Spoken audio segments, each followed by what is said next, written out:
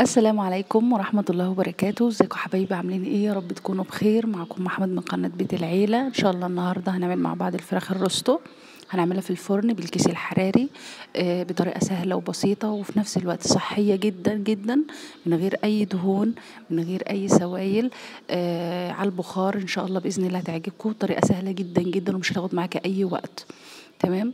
لأول مرة تشوفونا، أرجو الدعاء لوالدي بالرحمة والمغفرة. اللهم ارحم موتانا جميعا يا رب العالمين، وجزاكم الله كل خير.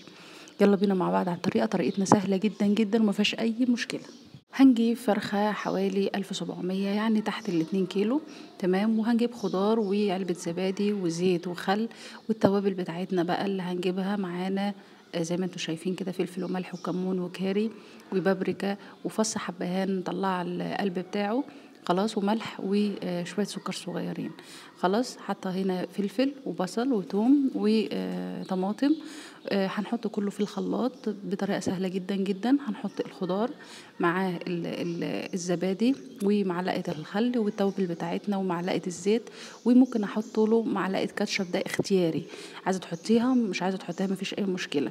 يعني لو تحط شوية سكر يبقى بديل الكاتشب. خلاص. وجبت الخلطة بالشكل ده ودخلتها كده كويس بين الجلد وبين اللحم، وحاولت ان انا اتبلها بقدر المستطاع من كل حتة، من جوه ومن بره.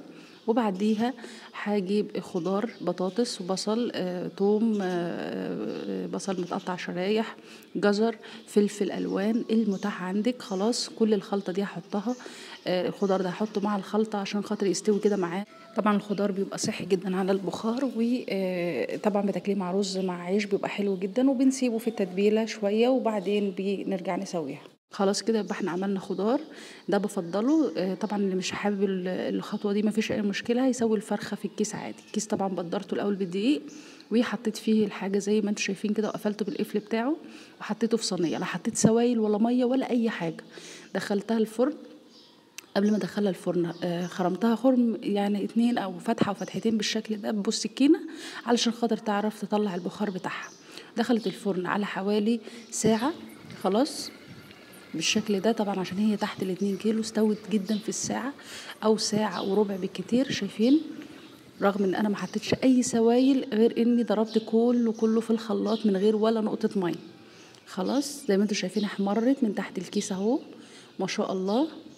طبعا كده كده احنا مش بناكل الجلد، فهي اتحمرت جدا، ومن تحت كمان الجلد اتحمرت خالص ومستويه جدا جدا، والخضار مستوي جدا. طعم بقى التتبيله تحفه جدا جدا. وكمان كل اللي استخدمته في الدهون حوالي معلقه زيت، وممكن تستغني عنها على فكره كمان، مفيش اي مشكله. ونسيت اقول لكم ان انا كمان حطيت ليمون، بس انا كنت مصورها يعني، وانا بحط لكم دايما المقادير في صندوق الوصف. وكمان هنزل لكم لينكات الفراخ اللي انا عملتها قبل كده، مندي او مشوي في الفرن او على الفحم، او يعني طرق الفراخ اللي انا عملتها قبل كده، او كنتاكي. كله هنزله لكم في صندوق الوصف. ان شاء الله انتظرونا في حلقه جديده، والسلام عليكم ورحمه الله وبركاته.